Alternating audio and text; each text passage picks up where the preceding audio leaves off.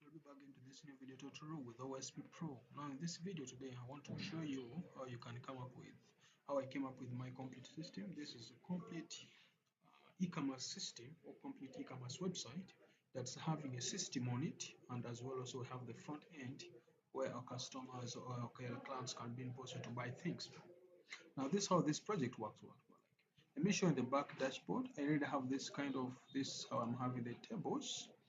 I have the different things for the users. As you can see, I index my tables, and that's a very good process whenever you're dealing up with data that's going to be, having a lot of things to handle. You index them in that can be light. If you need something knowledge in this, I can teach you. I have always online classes and can show you how these things done. Now, how you can make application and host it and make sure you do something nice for your clients.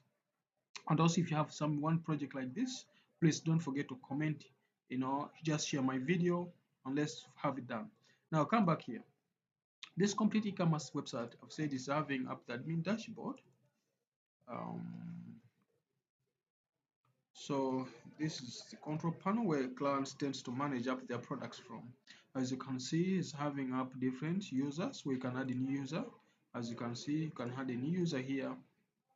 Okay, we also have the part for customers. Sorry, this one will sort that. It's because I deleted it off. Oh, sorry for that. Just 1 minute. Okay, sorted up that problem. It was just a matter of adding up this one column, which I've said those need to be indexed, as you can see.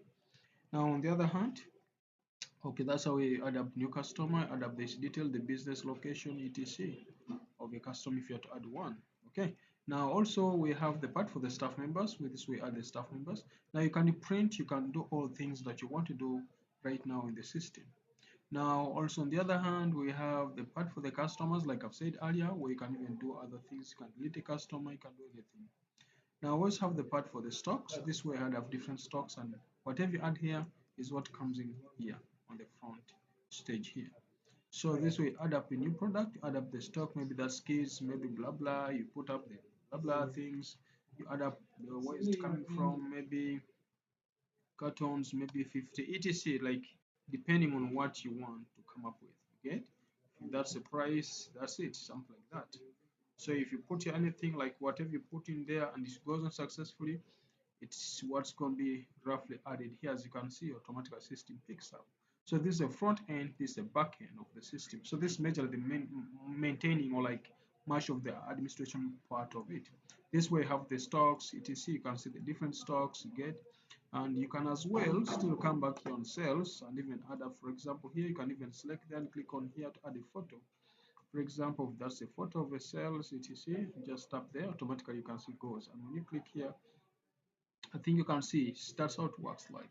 It's just so nice that when you click there, that takes you to the order, and when you check here now, you can click to proceed to order, which goes to the cart here. We shall show that process up. It also has the part for the expenses that you can have several expenses added into the system. And if you add it, you also have the part for the users report, which you can see the report today, this week. We have one report. Last month. Also, when you go back under customers report, this shows the details about the customers who have been added this week, etc. Then talk of the customers pending orders. So the pending orders, we have the pending orders. We also have the complete orders, the expenses. This shows the expenses so far computed. Today we don't have any this week expense. So to add expense, you just click on here. It happened here, maybe electricity, etc. Electricity, maybe it is worth 50,000 Uganda shillings. Maybe it was by that person. Maybe electricity, something like that. And it up there automatically competes for you. So when you go back down here under expenses and you click on today, we have today's expense, which is this. So if you go to this week, we have the expenses that, and if you go this month, we have this expense. You get? We shall compute for you there. There's just some small light problem in calculation there. Should be computing the total expenses we have inspired or what inspired this week. So guys, thanks for watching this short video. If you're interested in something like this and you're looking for something like that, then just tap in, let me know. You can make for this, or even I can give you this at only cheap price. Thank you.